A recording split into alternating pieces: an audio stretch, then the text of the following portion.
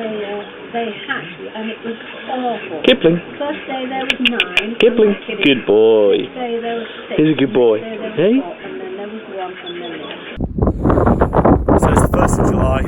I'm doing 30 rides through July, earth rides on Pink Bike, hitting on my local trail. I just want to kick off this video and say sorry I've been away for a little bit, not too long, but unfortunately we lost Kipling, who's our dog. Really quick diagnosis of cancer, maybe lasted 3.5 weeks after that.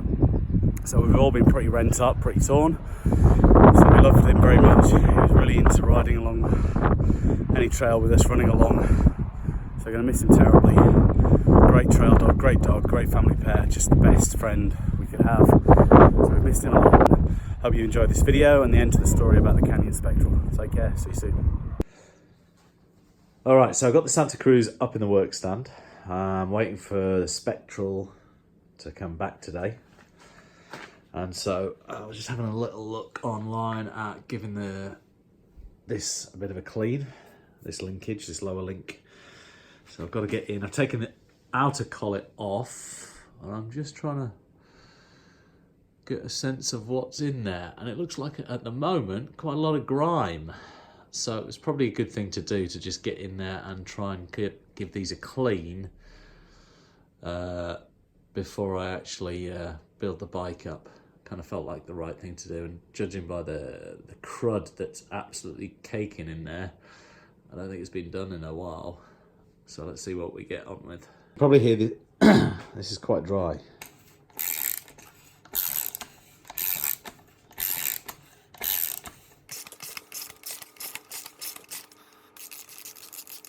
So we'll just get this axle out and take a look at it. Okay, so the actual axle itself is relatively clean. Through the axle is a bit filthy, but actually if I give this a careful clean, it might be all right.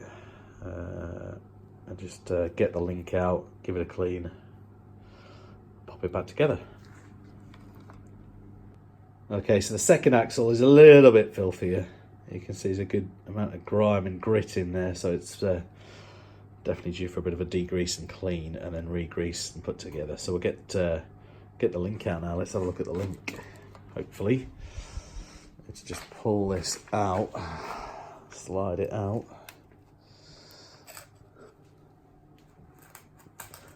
Oh yeah, you can hear it. Look at that. Okay, just gonna carefully lift this up with my head and head torch and look at it in there. Ooh, that's nice, isn't it? That's a lot of the British countryside in there. All right, so yeah, well worth doing. Okay, let's pop that gently back down. Okay, and then the link itself, it's just kind of offset link. Yeah. Oh, try and keep that as clean as possible. Try not to let the gunk go inside, but I think it might well be a case of just doing my best to wipe the grease around it and out. All right, so I'm not going to try and film this cleaning part because it's just going to be hard work, but let's get on with it and get it clean. Okay, so UPS have arrived. They've brought back my old bike. So it's probably done more Strava miles without me in the last few weeks. Let's see what condition it's in. Hopefully, all right. 5 box and now the dog's disturbed. Go on, Lucas. Chop on.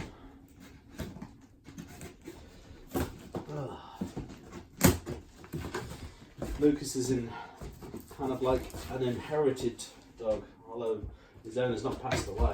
Jesus. I hope the old bike hasn't taken too much damage, because that new drivetrain is something I really need.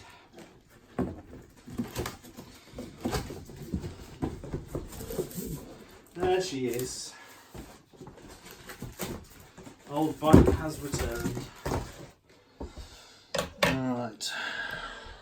There we go. Welcome back. Just as I sort of remember her. Alright. So we're going to get this unpacked, stripped down of parts, ready to go on the new Santa Cruz. All right, let's get going.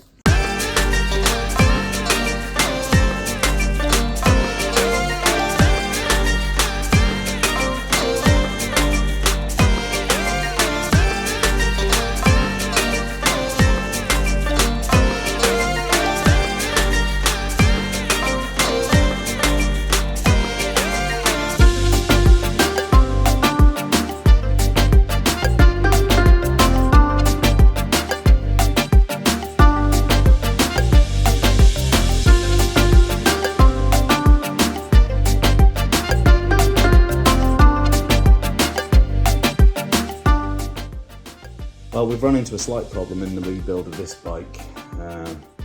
This quick release formula axle, the thread on this side is worn. I don't know how I've done it, but let me see if I can pull this up for a second. Right. So it has this kind of weird nut on the dropout, so I might be able to order that weird nut. There's a small grub screw that pins it in place, but this is the thread's torn. I don't know how that's happened really. It's been a bit of an issue, this quick release axle anyway, because it's not been engaging fully properly. The quick release part's not been fully working, so maybe I just got a bit vigorous with it, I don't know, but yeah, it won't go back in. So the Ragley, we've got the forks from the Canyon, you can see in the background there. Pretty much stripped down except for the dropper post and saddle. So we've got the forks, 150mm forks on this now. So to put some air back in them, I've got to get a dropper lever, which I smashed the other day. I'm not sure whether the spacers might need some adjustment. I'll see if I've got some different spacers, but anyway, it's all going to be on hold whilst I sort out ordering this. So now it's a case of get this down off the work stand and move on to the Nomad. I put the discs back on my race face wheels. I got sent away. These are the discs that came with the Canyon, 200mm and 180, so they go with the guide brakes that are going to go back onto the Canyon. So let's take a quick comfort break and crack on after that.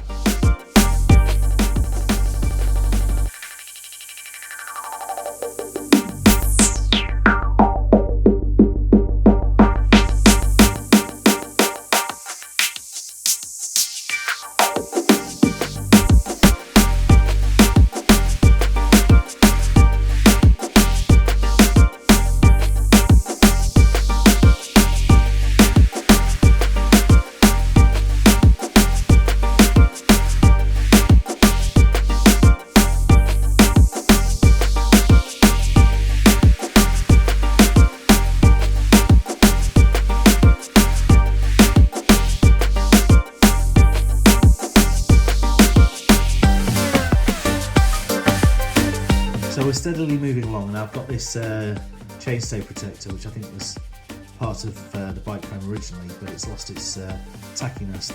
The previous owner had tried to glue it back on, but it wasn't holding, so I took it off, and I'm going to replace it with some of this Scotch 2228 mastic tape. So we'll see if that does a better job, and I'll try and cut it to a reasonable sort of shape like this. We'll see how we get on.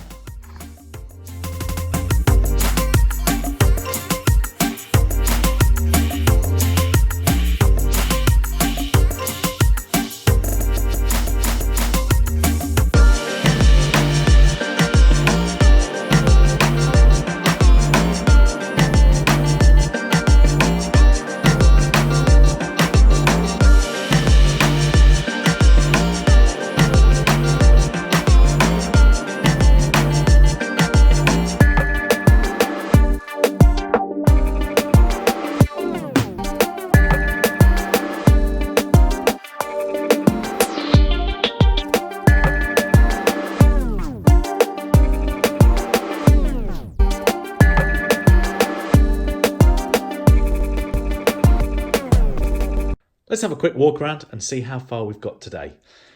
Okay, first thing I've got to get is brake mount adapter. So these are 180 rear.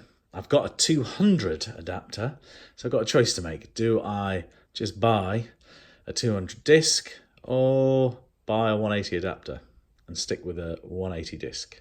Don't know, I'll think about that. Brakes are in line. I took off the bottom link here to feed it through so I don't have to bleed. Thought I'd go for alternating colours. Why not? Sort of match rather than just go straight black. I'll be a bit colourful. Anyway, can always change my mind. It's only zip ties. So we've got the axle in, the wheel in. We've got cable routing okay for the dropper, and I've put some paste in and got the shim adapter in there. So the one-up components dropper might be okay. It's a bit finicky, I'll be honest, after a bit of time of ownership. So not 50-50 on this, but I definitely need to go with this, I think. I'm going to go for a bigger drop, 150 drop, rather than the 125 reverb. Obviously got the brakes and the front fork in. I've just got to tidy up this in terms of alignment. Trouble is, moving away from the reverb and having the one-up components, it saves an awful lot of kind of faffing about trying to put a hose through for the reverb. Instead, I can use the existing cable actuated hose that was installed when I bought it. But matchmaker clamp, I need one. And yeah, front brake and shifter installed on the front. You've obviously got just dropper cable, which is probably going to be too long, but until I've kind of guaranteed that I've got an actuation that works, I'm not going to mess about too much. Once I get happy that it's going to actuate, and once I'm happy with the seat height, then I can sort of take it apart again a little bit and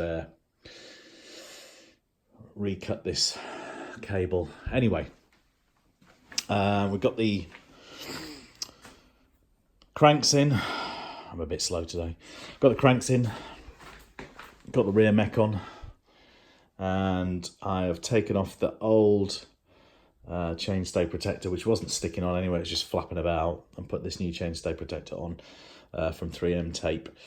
So it ain't as pretty looking, and I might look around and see if there's a specific Nomad one that I can buy in the future, but to be honest, it is just going to get whacked around. 3M tape is pretty good for just sticking on and letting be. I've stuck a bit in the back there as well, bit of guard protection. So yeah, cranks are in, 170 cranks. Routing's done for the shifting, and it almost looks like a bike you can just get on and ride, which potentially in theory I could if I just could be bothered to finish off the routing and the gear shifting. But without a rear brake, I kind of feel like I'll just leave it as it is. But yeah, I'm relatively happy. In fact, I'm very happy. I think it's going to look pretty mint. It's only 160 forks, but I think that's going to be good for climbing and descending. And then we'll decide what we're going to do with this Monarch. Might save up and put a Fox X2 on there instead, because that seems to be popular. But I'll get this sorted out, get it all fixed up, try and get the suspension tuned to the way I like it, and